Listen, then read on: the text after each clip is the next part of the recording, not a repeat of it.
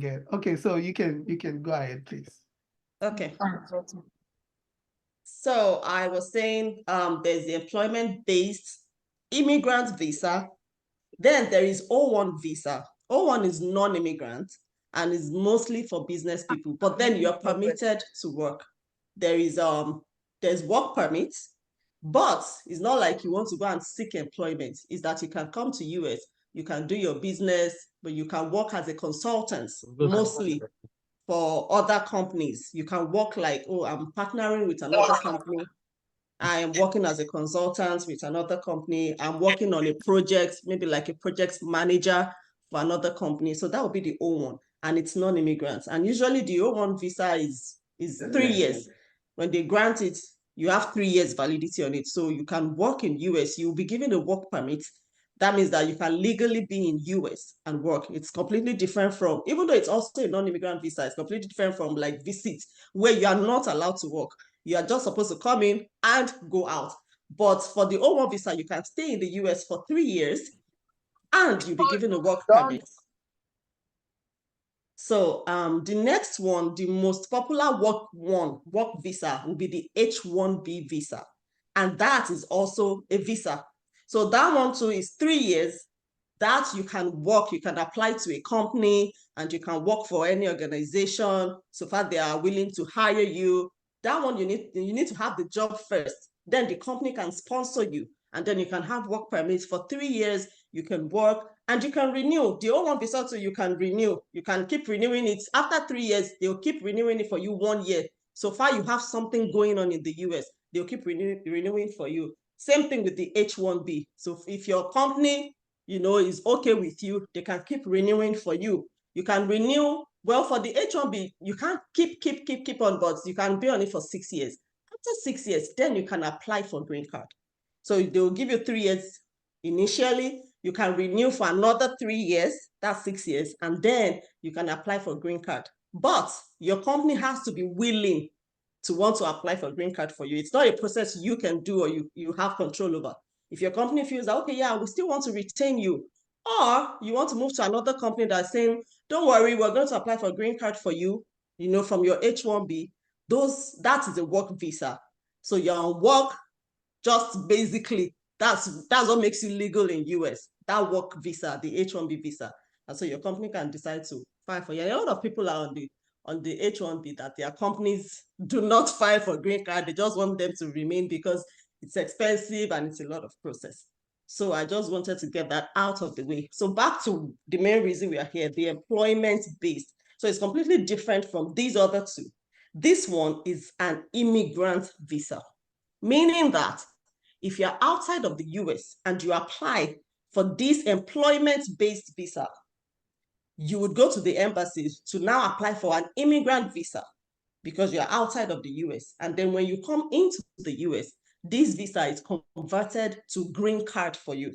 So this means that once you are approved for the employment-based, you are automatically getting a green card, so to say. So of course, you can't get a green card from outside the US. So you're going to get an immigrant visa. When you come in, then your immigrant visa is going to be converted to the green card. If you are in the US, you don't need a visa. You just apply for change of status from whatever status you're on. Now, this employment-based visa, I hope I'm not too fast. Is everybody following? Just give me a thumbs up or a yes. But bring the tempo down a bit. Okay. Yeah. Okay. Yeah. But yeah. Okay. Okay. Following. So, well, now that we're on the employment-based, those ones I just wanted to touch on it. This is where we're going. Yeah. So the employment-based have 5 categories.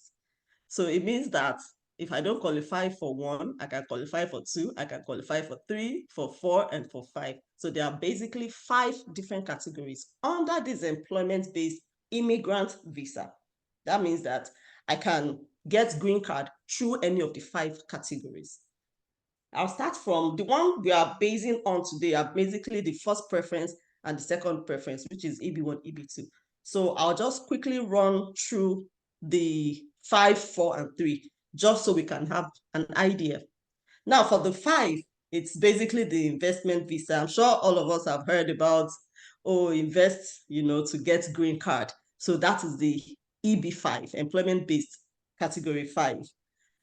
For this category, you need to have either $850,000 or $1,050,000. Now, what differentiates the two is the government. They will be the one to determine which one they need at the time. So the 850,000 one is basically for, okay, there's this rural area, they don't have any company or they need jobs. It's a need at that particular point in time. There's this area that has a need for a company, for an investment. Then if that is the time you're applying, the government will just tell you, okay, there's an area that needs a company right now. So they'll take 850,000 from you because it's a need and it's probably a rural area at that point in time.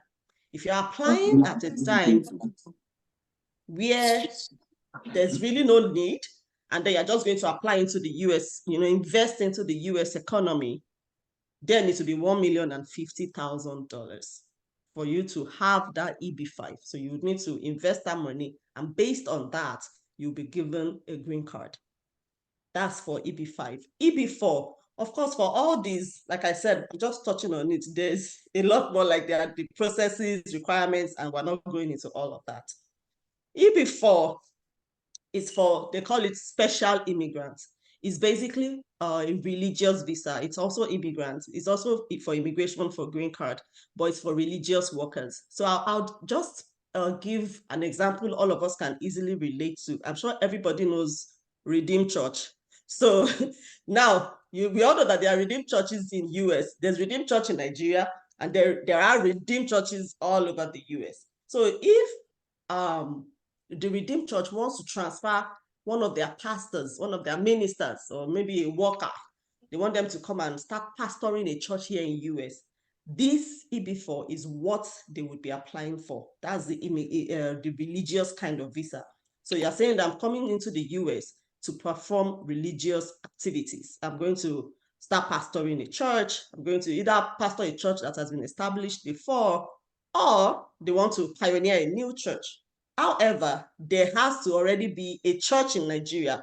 I'm saying Nigeria because I believe all of us here are Nigerians, but if there are other nationalities there, anyway, the church has to be established in your home country, and you must have been with the church for at least 2 years, and the church has, ongoing concerns here in US, or they want to start in US and they're saying, we want to transfer you, and it could be a mosque. It could be any religion, really. It's not Christianity, but I'm just saying Redeem because that's a popular one for all of us. So yeah, you want to come and start a ministry here, and then they transfer you here. Or even if he's the main pastor of the church, I've been running this church in Nigeria for 2 years. I want to come and start here. And okay, Miriam, I can see your question, but let's just finish so that we can take all the questions together. I will take that later. Yeah. Okay, so no, you're good. It's good that you sent it. Yeah. So for that kind, then the Redeemed Church can file for you, and that will be under the fourth preference.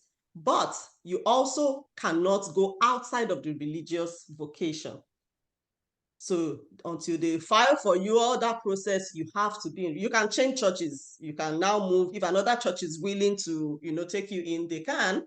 But you are filing for immigrant visa under the religious vocation, and that is what your specialty is going to be.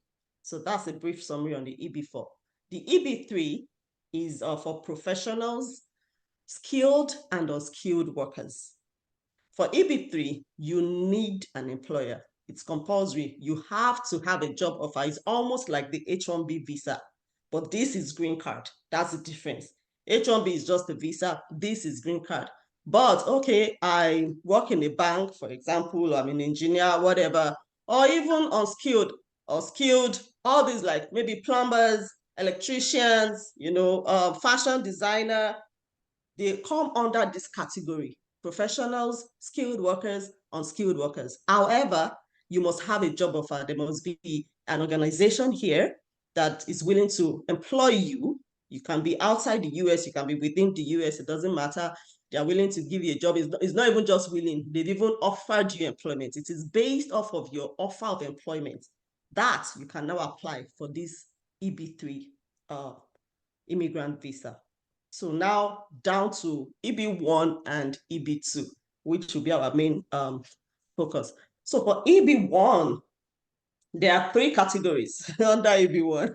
And I know this information is a lot, but just pick the ones, that are relevant to you, and at least everybody has a general overview of what it is. And you can always read up on these things online as well. So under EB1, there are 3 categories. I'm narrowing it down. We're only dealing with one category, so it won't be cumbersome at the end of the day. But there are 3 categories. So there's EB1A, 1B, and 1C. 1A is where we are really going. 1A is for extraordinary abilities. That's what United States have labeled it. EB1A is visas or green cards for individuals that have extraordinary ability. And now they're saying, for you to apply for this green card, you just need to show us that you have extraordinary abilities, and they have, they have parameters for you to follow to say, okay, yeah, I have this, I have this, I have that. And so I'm an extraordinary individual. I have extraordinary abilities, and I qualify for this category. The second category is for professors. So you're a professor in Nigeria, you've done research, you've done, it's not just anyhow professor, so to say. And I don't think any professor is anyhow anyway, because before you attain that kind of level, then there's something you've done right. So basically, they're saying, but they want you to have a particular research work, something that you can really hold on to that is important, that you have done. And then you also need, thank you for putting this up, you need an employer. For these professors, you need like a university that is willing to take you and say, okay, yes, come in, come to our school. We need you. We need your work. We've seen what you've done. Your research is something we need in the US. Come in. So that would be for EB1B, for professors. And then the third one will be for executives in multinationals. So we're talking maybe, let me give a quick scenario that would bring it to, that would make that we can relate with. For example, in Houston is like the hub for oil and gas in US. So there is Chevron in Houston. There is Chevron in Nigeria. So if I'm a manager in Chevron in Nigeria, I'm one of the top executives, or I'm a head of department, or I'm just, I'm just one of the management staff. I'll have risen to the top in Chevron. And there's Chevron in US, and they're saying, you know what, we want you to go and work in Chevron in US. There's a project going on, or for whatever reason, they're saying we want to transfer you to Chevron. You can apply for this 1C, EB1C, because you're coming from Chevron to Chevron, and then you're coming to occupy the same position that you are occupying, in Nigeria, or you are within the same rank. So basically, that's like a life scenario for EB1C. It's for executives in multinationals, but the multinational, must exist also in your country. It's almost like the religious visa. They must exist in your country, and you've been working there, and it is based off of the company that you're coming here. I use oil and gas because the oil and gas companies, they do that a lot. They transfer their staff a lot to other countries. So that would be the EB1C. But we are focusing on the EB1A, because what we are trying to do here is to apply for a green card without needing a job offer, without needing an employer, without needing any organization, just based off of me, my abilities. I want to self-sponsor. And I don't need to go and get into fake marriage or be at the mercy of anybody. I have the ability to sponsor myself. Basically, that is what we're trying to do. So that is where EB1A will fall in. And then let me quickly go over the requirements. Then we go to EB2. For EB1A, they are saying that for you to say you have extraordinary ability, there's one major evidence you can present. If you have that one major evidence, that's it. You can qualify for the green card, and that will be an international award. So international award will be something like a Nobel laureate. Everybody all over the world knows, a Nobel laureate. So a Nobel laureate for maybe peace or literature or all those kind of things. So if you've ever received anything like that, they are saying, yes, that's all we need to know that you are an extraordinary individual. You have extraordinary abilities. But they're saying, yeah, or maybe like the Grammys, let's say for artists, you've received, Grammys, that's known all over the world, things in that category. But they're saying, yes, we know that, of course, not everybody You know, it's those awards that they don't come to just anybody. So they are giving us options that of these other 10, if you can meet at least 3 of these requirements, then we also consider you to have extraordinary ability. And this is it up here. So if you've not received an award that has international recognition, what about an award that has national recognition in your country? So this award is not just best staff of the year. No, not that kind of award.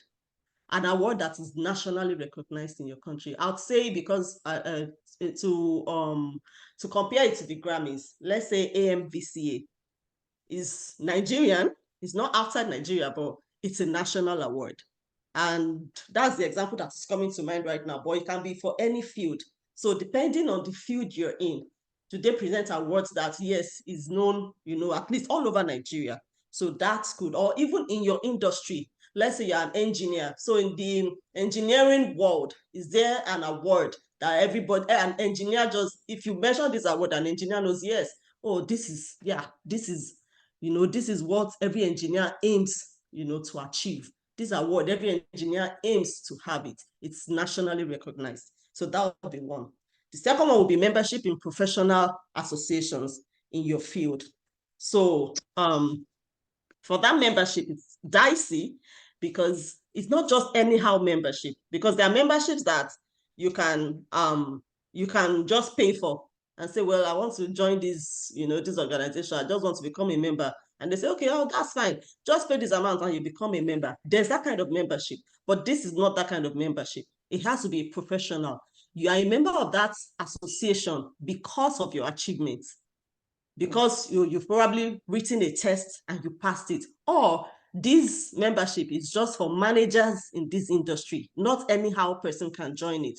There are some memberships, there are some associations that even when you join, you start from, they have tiers, they have gold membership, they have silver, they have diamond, those kind of memberships. So as at your own level, I can only join gold, or I can only join silver, then I move forward. Some of them you still need to pay.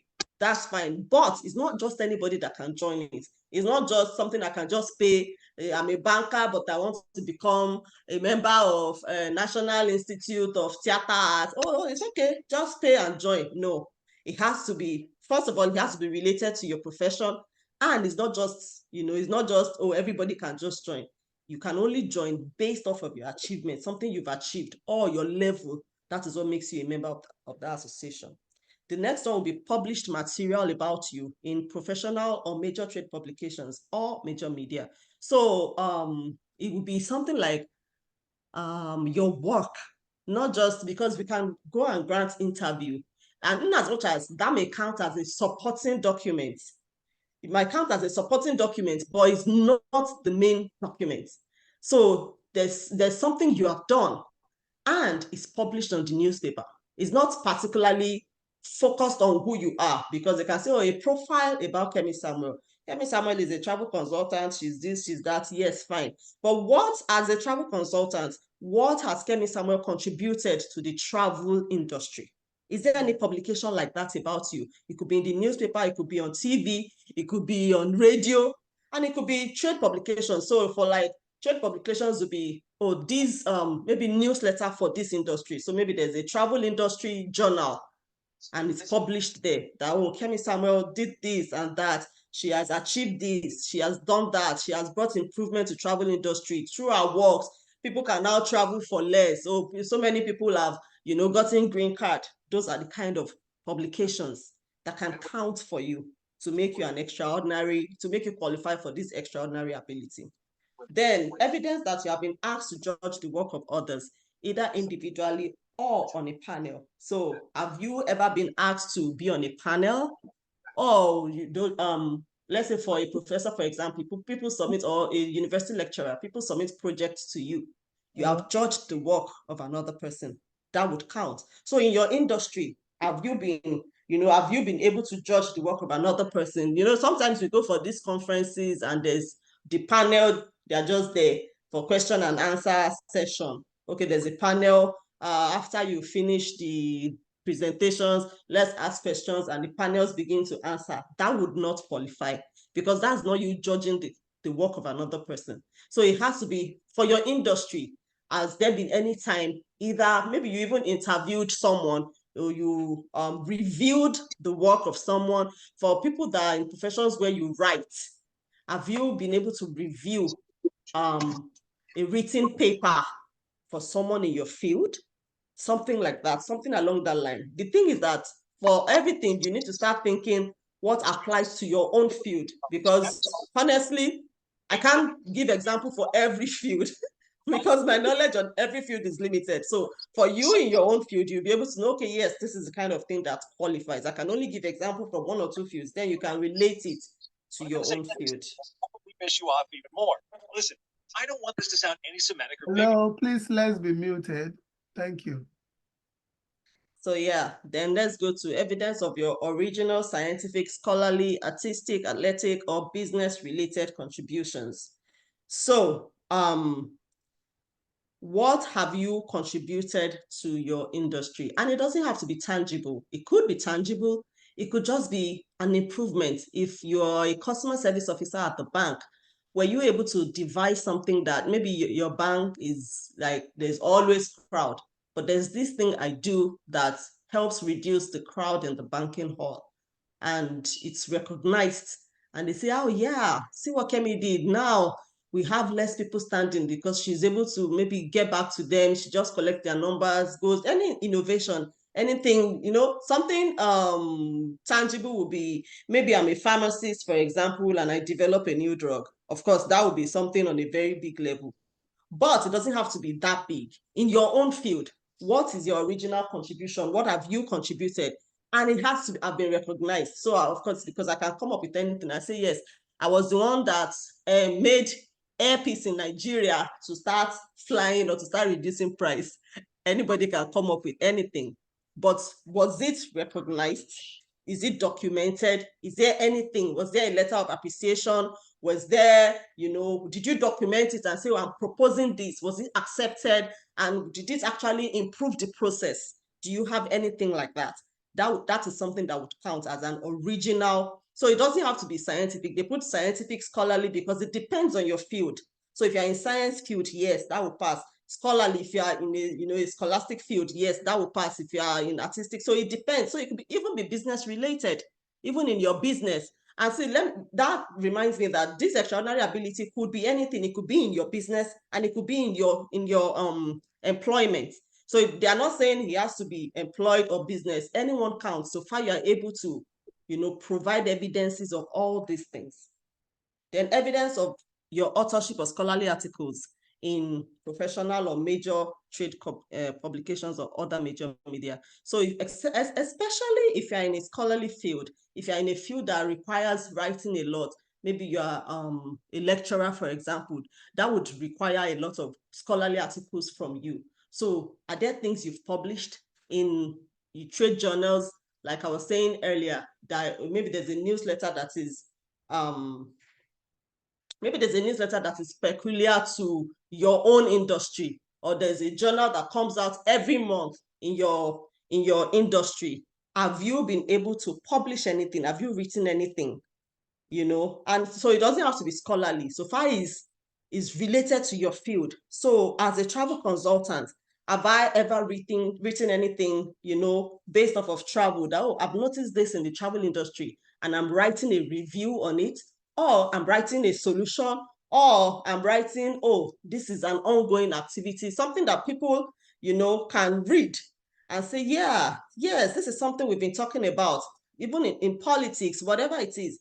Have you been able to write anything? And the good thing about some of these requirements is that there are things you can go and do if you don't have them. There are ways to meet up with these criteria, with these requirements. There are ways to meet up that you can go and work on. Then evidence that your work has been displayed at artistic exhibitions or showcases. This would definitely relate to people in the art field. So have you ever showcased anything? Do you have a painting? Do you have a work that you've exhibited, and not just in any place? They are going to check, is this an art gallery where exhibitions usually take place? Because I can just say, well, I'm in art, and since I want to meet these requirements, let me just paint something and put it in front of my house and ask people to come. That would not count. So it has to be where they are going to consider, where did the exhibition take place? Is it a place of quality? Is it a place where they usually do exhibitions, like art galleries and things like that? But that is really narrow to people in that field.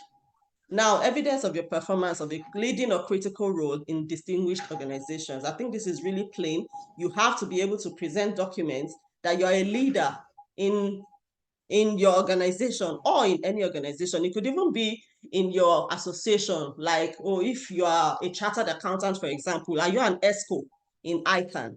That would count.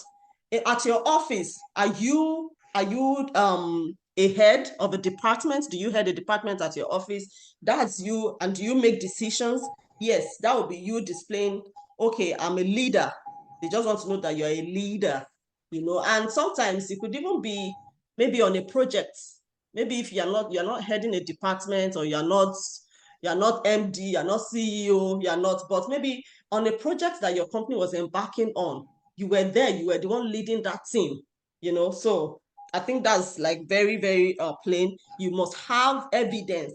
And all these criteria is definitely not word of mouth, because it's not like, I'm going to be facing them and be saying, no, I did this. You have to have documentation to show all these things. Then that you command high salary or significantly high remuneration. So they are saying that if you're saying that you have extraordinary abilities, then your pay must reflect it. So how much do you earn? This salary is important to them. And it might not be just salary, like they said, also remuneration. So sometimes it's just the whole package. Sometimes, your contract, you read, okay, this is your salary, but you also have these benefits, and these benefits. Mr. Kelechi, can you please mute? Thank you. So you have to be able to show, and in judging this salary, where a lot of people are confused, it's not, they don't judge it based on US, they judge it based on your location. So they want to see that you earn more than the average person in your industry. So if I'm saying that I'm a banker, for example, and the average salary a banker earns is 100,000, they want to see that I'm earning like 500,000. I'm earning like 300,000. I'm earning above the average banker. So that would mean maybe I'm a branch manager, or my grade is a little bit higher than an average banker. So they're going to measure it against, other people in that industry. Your salary has to be among the high ones, at least, not low and not average. It has to be above average. Then you can be considered. And then the last one would be evidence of your commercial success in the performing arts. Also, this is peculiar to performing arts people. So evidence of commercial success will be, I released a movie on YouTube and it has 10 million views. That would be an evidence. Or, like I said earlier, I've gotten AMVCA. Or I released a movie like Funke Akindele, for example, and A Tribe Called Judah did over these amounts in the box office. That's where that comes in. That's the evidence of your commercial success in performing arts. So they are saying that all these 10, just meet 3, and we'll consider you as a person with extraordinary ability. That being said, for us, the way we do it, we don't want you to meet 3. So we want you to meet more than 3. This is because the people adjudicating these cases are, I already said the people. What I mean is that they are human beings. So there's also subjective feelings. Do you understand? So let's say I'm the one adjudicating a case, and I have 10 files before me today. And the first person meets 7 criteria. I'm like, wow. The second person meets 8 criteria. The next person meets 6 criteria, 5, 7, like that. And then I come to this person's zone and they meet only 3. Yes, the requirement says meet only 3.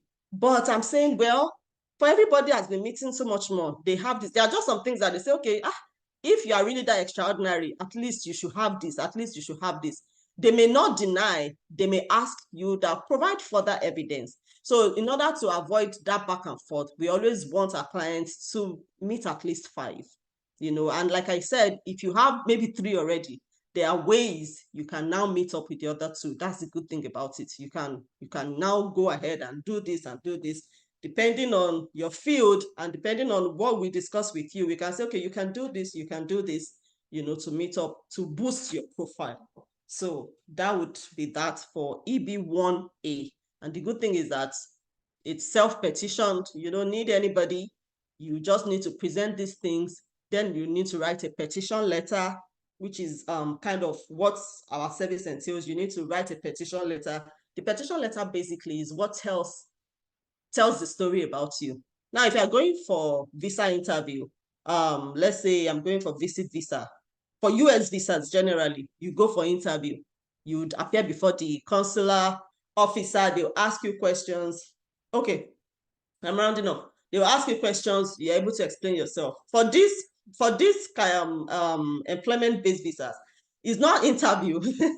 You are not meeting anybody. You're not seeing anybody. So your petition letter is what tells them everything about you. So it's the petition letter makes or masks the whole process. If you're not able to present your letters accurately to put you out there in their front, you won't be there to defend yourself. Your petition letter basically is what defends you, and then the evidences. So yes, that's it. There's EB2 to I don't know. We don't have time again. There's EB2 because there are 2 different categories. There's EB2. Let me quickly run over that.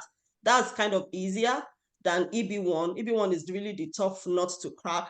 There's EB2, and those ones, that one has just 6 categories, 6 requirements, and also you are expected to meet just 3 out of the 6 requirements for EB2. Now, for EB2, you may need an employer. However, if you also want to self-petition, there's an option to self-petition for EB2, and that's where the NIW comes in. We're always hearing EB2 NIW, EB2 NIW. So the NIW is to say, I'm asking for a waiver. I do not want to use an employer. I want to petition for myself. So I'm asking for a waiver, and the waiver will be national interest waiver.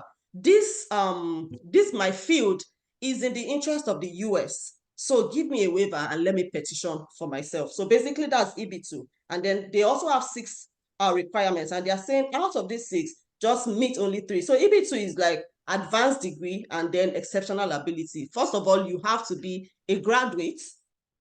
You have to, yeah, exactly. So you have to be a graduate to even qualify. If you have just BSc, you need at least 5 years of work experience. If your BSc is not in the US. Hello, please. Adekunbi, please, can you mute? Thank you. If your degree is not from US, you need additional 5 years of work experience. As a matter of fact, I tell people you need 10 years of work experience, because if you are now going to petition for a waiver, the waiver would need you to have 10 years of work experience. But if your degree is in the US, then you're good. Another thing is if you have masters, then you qualify. But to qualify for the waiver, you need 10 years of work experience. So basically that's for the EB2 is advanced degree and exceptional ability. And the 6 requirements will be your academic record showing that I actually have advanced degree. Then you need letters from current or former employers to show that you have 10 years. This is where the NIW comes in, that you have 10 years of full work experience in your field. So it's not like, oh, I was a banker, then I went to catering school, then I was doing teaching. No, it has to be in the same field. Then you need a license. You need a license. If, for example, you're a doctor, you must have a medical license. So depending on your field. Then you need certifications. If you're saying you're an accountant, are you chartered? Those are the kind of things you need. And then you also need salary. But here, the advantage of EB2 is that they are not asking that you have high salary. It doesn't matter. They just need to know that you have been receiving salary in this field. So it's basically for people that are employed. Or even if you run your own business, then there's a structured salary that has been coming to you. And then membership in professional associations, we talked about that. But the good thing about EB2 is that it doesn't have to be just memberships, but the association has to be in your field, but it doesn't have to be high level or for certain people. No, it doesn't matter. So far you have professional membership in your field, that would be good. And then recognition for your achievements, significant contributions, that's something that we've talked about. Then review from your peers. If you have documentation from your friends, from your organization or anybody to say, yes, this is what you have contributed, that would be the recognition for your achievements. Then other comparable evidence, meaning whatever else you think, oh, this qualifies me, you can bring it. Additional thing we ask from people is letters of recommendation for any of the category. You need 3 to 5 letters of recommendation from high-profile people in your industry to be able to recommend you. And well, we have formats for most of these things. So, but yeah, basically that will be it for EB1A and EB2 NIW. EB2 NIW, there's just EB2 that would need an employer, but EB2 NIW is the one you can self-petition. Yes, so I think we can take questions now. Thank you. Okay, all right. Thank you so much. Yeah, so I wanted them to have the pictorial stuff, so that's why I'm moving into the slide. Okay. Yes, thank you very much. It was really helpful. Yeah, so before I allow people on mute, I could see someone raising. Let me read the question we have in the chat. I mean, the questions we have in the chat. We have a few questions. Oops, sorry about that. So there's this question of someone who has been reposting this one. He said, is it possible to apply? Okay, I think that this is for me. Is it possible to apply for a green card from my home country? I live fully in Nigeria and run my business, and I'm desirous of the US green card without relocating fully. So I think we already answered that question, right? You can apply from anywhere in the world, right? Yeah. So saying without relocating fully. Yes, but there's a period of time that you have to stay in the US for a period of time. That's right. Then, so when after you get your green card, for you to get citizenship, you need to stay for a while. If not, they might not consider you for citizenship. So, but after you get your citizenship, you can go and come. While you're on green card, you can go and come, but not too frequently. You have to also stay, for a while. You have to mark your presence here. But yeah, you can apply from anywhere in the world. That's right. All right. Thank you. So someone also asked, he said, how long is the process? Like, how long is it going to take to be approved? How long is this process going to take me to get this US green card? Okay, so a lot of times I say most of it depends on you, because every time people come, they say, I want it fast. Then you tell them, bring this document, and then they go AWOL. So first of all, majority of that time frame depends on you. So, but there's approval time frame for EB2 is between 6 months and 10.5 months to get the first approval, for the petition before you now go ahead and apply for the visa. Usually I just tell people, give it 15 months, because after you get approved, after your petition gets approved for EB2, the dates are not current. So you have to wait until they tell you, okay, now go and apply for the visa. So give or take 15 months. It could be more, it could be less, but that's an average time we work with. Now, the first approval comes between 6 months and 10.5 months, but they have the expedited option. If you want it expedited, you would pay. They charge extra $2,820. The application fee is $715 to apply, that you pay to USCIS. These are USCIS fees, not the processing fees that we charge. To USCIS is $715 for just the I-140 application. Now I want to expedite it. I want to get the results within 45 days. Then you would pay $2,820 extra to get approval within 45 days. For EB1A, you will get approval within 15 days. 15 days. But without the expedited option, for EB1A, it takes up to 16 months for you to even get the first approval. 16 to 19 months for you to even get the first approval without expedited. Thank you.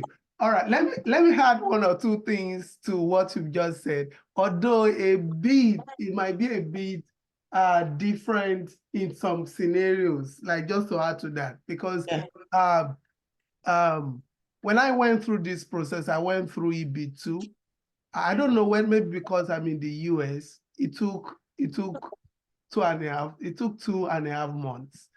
And I've seen also cases. I just want to say that there are some cases that it took within 3 months, and few people that we also processed this for within last year also, within 2-3 months. We have someone in the UK also who went through this.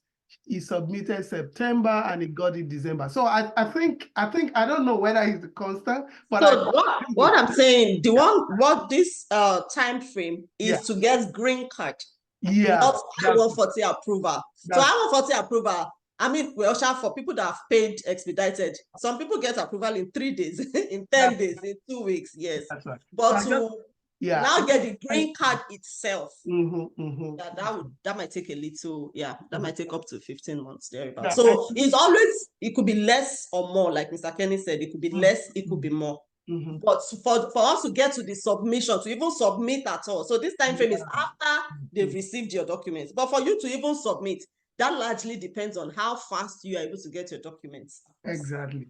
And that's what I want to buttress on that.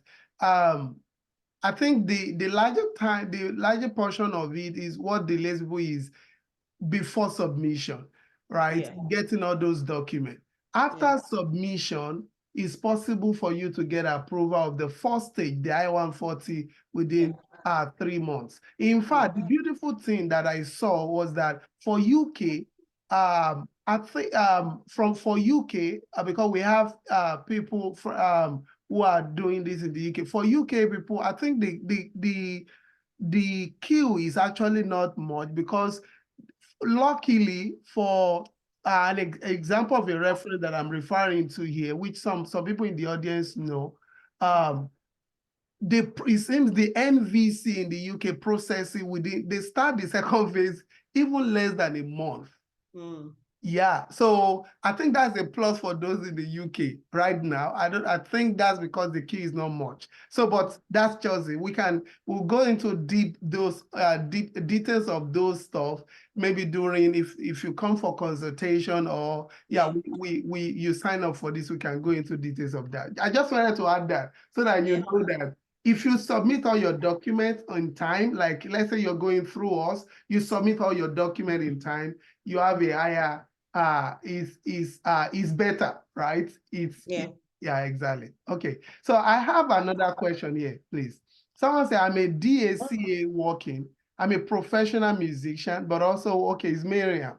Also working the musician union, and my boss from the musician union wants to sponsor me. I'm also hired in the global something church leader and all of that, bachelor's in music performance. I want to know the best way, like what options works, right? So this person has 14 years in the experience in the field. So and also on the payroll as a musician or things like that. So meaning evidence of salary as a bachelor's and all of that. So what are the options for this person? Okay, so let me first of all say sometimes it's hard for us to just give an option like this, except we have detailed consultation and we have more details about you. But on the surface, if your employer wants to sponsor you, you can go for the regular EB2 where you don't need the NIW. They can sponsor you. But then any advice given here is based off of the little information we have. Right. So so Miriam, to further on this, we will say that you should schedule a consultation with us, you understand, to go into details of what you have. That's where we can determine. So I think that's the first thing, to determine your eligibility, right? Yes. Determine your eligibility. So Ilitech, in conjunction, in partnership with Dwellers Arrival, can process your application. So we need to have all the details that you have, right? We need to know. We need to determine whether you're eligible, you are qualified. And that we won't be able to do that now because we don't have the details of what you have. You understand? Most time when we meet with you, say, sell yourself to us. Tell us everything that you have, because some things you have, you may think they are not needed, but they are needed. Exactly. So when you tell us everything you have, we'll be able to determine your eligibility, and then we'll proceed from there. So we do something that is called your profile review and your document evaluation. Exactly. So that would help us arrive at a better answer. Exactly.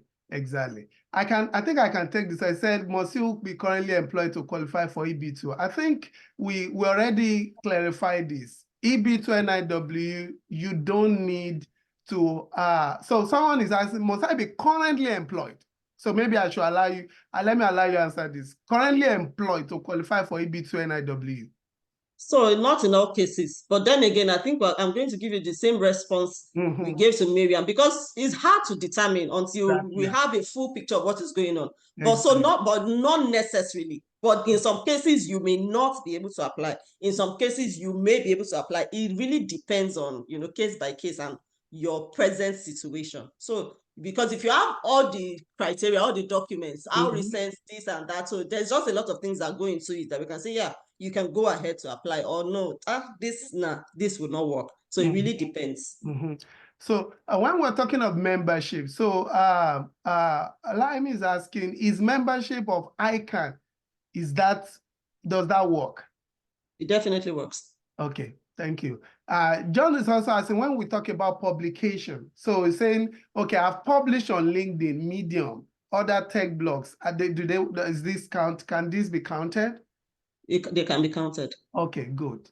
All right. I sincerely, I don't like giving answers straight up like this. But they can count as additional. It depends. So it depends. Sometimes we say, yes, all these that you have are good, but we need additional. Sometimes they are just enough. So whatever answer here, just take it on a 50-50 because I don't have the full pictures. But generally, those count. Those count. Right. Yeah. So I think that's it. So I think the same answer goes to Green, who asks whether being a contributor to World Bank report published. Yeah. Yes, definitely. That counts. So it counts, you understand? So since it's published and it's World Bank report, so it counts. Great. Yes. So I think I've exhausted all the questions here. Somebody's hand is still up. I don't know if a question has been taken already. Yeah. Jumoke's hand is up. Okay, Jumoke also asked, let me take a question in the chat and then I'll allow you. He said, can a civil servant in Nigeria qualify for EB2 NIW, but I'm not a member of any professional body? I think the answer will still be what we said, that we need to have more details, right? Yeah, because you just need to meet 3 requirements. Although, like I said, we like you to meet more. So it depends on how strong you are on other requirements. Then maybe we can leave this one out. So we also have to have a clearer picture to be able to say yes or no. So, yeah. So some people are asking about the amount. So what we can give you right now is the application fee. So this application fee, this I-140 currently, it can change tomorrow. So this is not the processing fee from us. This is the money you pay for an application to the United States, you understand, immigration body, USCIS. So this is not to us. This is a form fee. Now the processing fee, that cannot be determined now because it depends on your qualification. It depends on what you have. It depends on how much work is going to take us to go through to write this petition. So this is why you need, so if you go to our site, let me digress a bit before I allows the person who want to take a question. Let me share the screen to our site so that where you can proceed from there in case you want to, because so all you need to do is come here to get US green card and you can request code, right? You can request code, fill in these details and request code. You need to send us the details, or you can book a consultation, right? Just book a consultation and see the consultation fee. I'm sure Mrs. Kemi do not agree with this fee. So yeah, just book a consultation fee, right? And then book a consultation, and then we'll go into details. And if you feel that you are more qualified, well, which I would still believe that you should come through consultation so I can give us the full picture, because you can shortchange yourself also from the resume. If you just have sending the resume to you or your CV to us, you may also leave some things out, right? But we looking at just your CV will say, oh, you are not qualified. Meanwhile, you may, because you didn't put everything. So we always say, come for consultation. Let's see both the CV. Let's see everything you have. Say everything. And then we can determine your eligibility. And then we'll move on from there. From there, you get a code, right? You get a code. But what I can tell you is that whatever we are giving you is, you cannot find that offer anywhere. Anywhere. I can tell, both in Nigeria and in the US. I can tell you that. The minimum, so a lot of people are processing this in the US more than $10,000, but we will never come close to that at all. So when we tell you for an affordable fee, we know what we mean what we say. So, but we cannot just determine that, okay, this is the amount unless we see the whole detail. But still, I can tell you that it is very affordable. That's the whatever that will come. But the first stage is to come through that consultation. Okay, so I just want to let you know the next step. All right, so if you have a question. I saw 2 questions, and I just saw there are other, but I saw 2 that I just want to quickly address. Victoria, can you please mute, please? Thank you. Please. Yeah. Praise. Thank you so much, all the facilitator. Can you mute, please? Victoria, I don't know who is talking. Can you please be muted? It's Victoria. It's Victoria. Okay, please. Victoria, Sorry. I'm the one talking. We'll take your question. 1 minute, please. Please mute first. So somebody was saying that, does it cover family? It does. Yeah. But for the first stage, it's just you, the primary applicant, that would apply and get the approval. So once you get approval, when you're now going to file, apply for the visa, then you will go. So while we're filling the form for you, for the first stage, we're already going to tell them that you have family members and fill their details, but you are the one applying and getting the approval. Then you can file for the visa together with your family. Somebody said, why should I go with your company? First of all, for Mr. Kenny and me, this is the process through which we also did for ourselves and our families. So it's not, we're not saying just, and another thing is that when I was introducing myself, I said I was IATA certified. So it's not something that we just picked by the side of the street. We're actually qualified to do it. And by God's grace, we have a very high success rate. That's right. Somebody also asked about the success rate. For EB1, it's about 65% success rate at the moment, because you need to know what you're doing.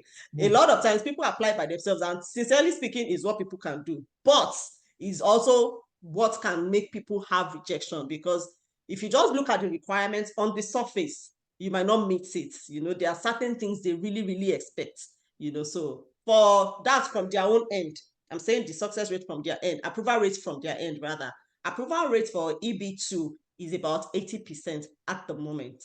So I think those are the 3 questions I quickly saw.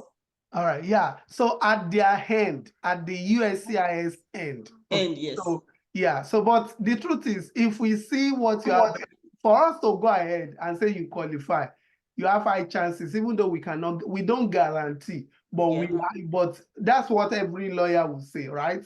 We don't give you 100% and say, okay, go and sleep. No, but the truth is, we will not move forward if we know you are not qualified or you don't stand the chance. That's it. So, Candace, I'm in the UK at the moment. I just completed my master's here. I'm also a member of the Nigerian Bar Association. How can this help my case? So we need full details, right? So we need more details of this. So from the summary you gave, you have a good profile. Exactly. But definitely we need more details. Exactly. So you have a good profile, you stand a good chance, but we need more details. So, okay, now I think I can take, so Victoria.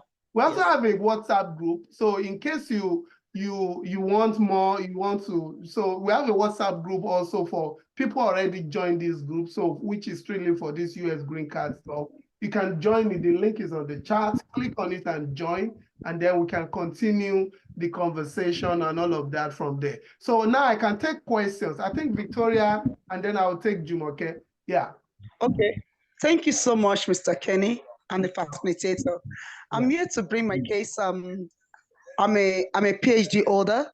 I have 2 masters, and I have my professional certificate, and also published thesis. What are you waiting for? Yes. I know, right? So what are you waiting for? Yeah, that's why I like this this meeting tonight. I just want to know more. I want to ask, my question is that does my publication and conference acceptance, does it need a recitation for me to be qualified for the EB2 or EB2? So, I don't know the one I can be fit. So sometimes if I send my It does not need. If your publications are cited, very good. If they are not, it's not a disadvantage. That's what I'll say. Okay. It's an added advantage if they are cited, but it doesn't mean that without citation you can't use them. You can definitely use them. We've even done for people that they have the papers, but they didn't even publish and they got approved. Okay, so what is my next step now? If I may ask I've shown again. you now. The next step is come for, if either you book a consultation, we can have the full picture of everything you have, and then from there we'll give you a quote, and then you start. You understand? So yeah, so I actually say, I just want to add to what has been said, that you stand a very good chance. The truth is, you've published, so that's internationally recognized. That's just your publication is mostly to international conferences, so that's international. So yeah, so I think the next step will be to come for a consultation so we can have the full details of. But if you feel you are very, very qualified, then request fill this form and request a quote. You understand? But I think the best thing first is to come for consultation. So how much is the consultation, sir? No, this is something you will pay. You will even be angry to pay the fee. It's a very something that you should be saying, how can you collect $30? For what? You should collect $100.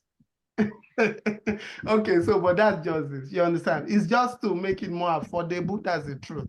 Yeah. Let me also say that for this consultation fee is if you go through iLeadTech, and I think everybody should jump on it, because dwellers on their own, if we're not, well, because we also do our own private practice or private clients, our consultation fee is $150. That's the truth. We won't consult for you if you don't pay $150. So with this $30 with iLeadTech, I think everybody should just jump on it. You don't have anything. Okay, can I ask a question? Are we to pay it in dollars or in naira? Don't worry. Who is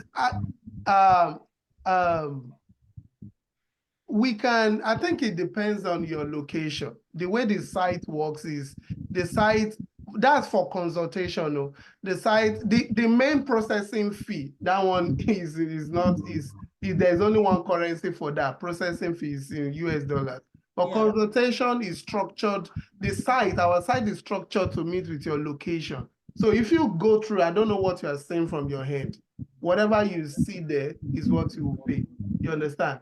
So that's just it. Yeah. If you whatever location you are seeing this, whatever you see there, that's what you pay. So, but I don't know what you are saying from your head. Do you understand? Okay, but everything is done on the site. We don't do manual stuff. Do you understand what I'm saying? So okay, how can I get the site? Is the site posted on a WhatsApp group? All right, I'll help you put it in the chat, but it's also on the WhatsApp. We can give you on the WhatsApp group, but I'll put it. Yeah, but I'll put it in the chat. It's iLeadTech, right? I believe you've crossed our path several times. So yeah, so that's it. Okay, I think that's it for Mrs. Victoria, right? So I can take Jumoke. Jumoke, you have a question. No, I think my question has been answered. I'll just do consultation, then we'll talk more. Okay, all right. So do we have any more questions? Any question? Are we good? All right. Okay, so if there's no question. Sorry, okay. Oh, okay, Kelechi, right? I have a question, please. Go ahead, please, Kelechi. Please, I posted in the chat and a bit more. I needed more clarity on the EB2 NIW posted here. I wanted to give me an update of requirement for EB interview requirements, sir. I hope you can hear me. Yeah. Hello. I know your network. Can you? Is it that bad? Can you hear me now? Yeah. Is this what I asked you? Oh. EB2, the requirement, yes, the NIW, the requirement for the NIW. I needed a little recap for it. Yeah, so, well, I think it's just more digging into details of what I'm showing you right now. And okay. I may not be able to go back and tell you everything. You can always go back to the recording, but these are all some of the things. I think just to point it out, there are 6 requirements. You only need to meet 3: an advanced degree, right? An advanced degree, which is master's. If you have bachelor's, we say to be very competitive, we say bachelor's, BSc with 10 years of experience in your field. Even though you see 5 years, but we say at least 10 years of full-time experience in your field with your BSc. But if you have masters, you don't need those 10 years of experience. We say you're going to need letters of recommendation, right, from your employers in the field. We say you need a membership in your professional field, right? Membership. You need evidence of your salary, like I'm putting now here. If you have a publication, awesome. You need your academic record that shows that you have a degree. So things like that, that's what we have. All right. Does that answer your question, sir? Okay. Can also take a picture. Thank you. All right, so you can also take a screenshot, like a screenshot of okay, screenshot. I've done that already. Thank you so much. Good. Awesome. All right. Thank you. Any more question? Okay. I think if there's no question, so like I said, the WhatsApp group, we have a WhatsApp group. The link is in the chat. If you want to join, so that in case you have one question that just comes up, you can always ask in the group, right? And if you, so you can always ask in the group. If you have, and we are on the WhatsApp group, right? So we are there, so we can always answer your questions. And if you feel that from what we've shared, you have, you stand a chance, I think the best thing would be to start the process on time. I want to say that the time you start is very, very important. Very important. Hello, please. Hello, please. Hello? Hello? Kelechi, please be muted. Zoom user, Mr. Ben, be muted. Okay, so the time you start this process is very important, especially if you are going for the EB2, because the time you submit and they approved, they give you the notice that they've received it, is your priority date, and it matters. So the longer the time you submit or they receive that, the longer it's going to take for you to receive it, because it's until they process the visa up to that point that you can process the second phase. So even though you have the first phase, so I think the best thing is to start, if you know that you qualify, you want to, or you don't even know you qualify, but you feel that from what you've heard, you stand a good chance. I think the process, the best is to start on time, right? And so that, especially so that you can begin the whole process on time. And before, because I believe, I don't know whether we're going to get to a point for Nigeria, like where the queue will be so much. It's possible, but there are countries. I wanted to add that first, what Mr. Kenny is saying, governments change, policies change, things happen. So that I was also going to say that exactly. Said that for some countries, they have already reached their quota, and they are not taking applications from them. They take the applications, but they are just there for like 3 years. Yes, India, China. Mexico, there are some countries like that. So yeah, time is of the essence. That's right. So it's very, very important. Okay, so I think on that note, this is where I'm going to stop. If you have joined the group and then you have more questions, additional questions, you are free. Someone says, is there an age limit? There's no age limit. There's no age limit. You can be a woman, you can be a man, it doesn't matter.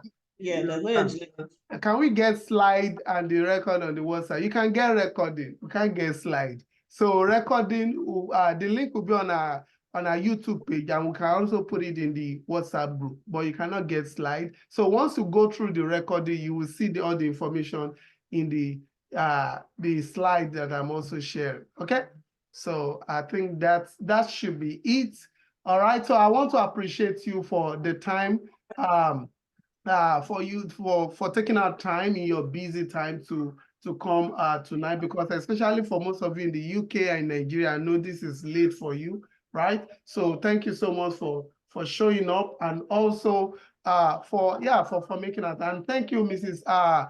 Samuel, for all the information, the details that you've dished out. So all right, I think I hope to start seeing many of you take step. I hope to, because I know there are quite many people I know here that I can fully say that they are very qualified. So I'm hoping to meet you to see how this goes for you. All right. Thank you so much, everyone. Thank you, and have a lovely night rest. If you are in, if you are at night, thank you. Yeah.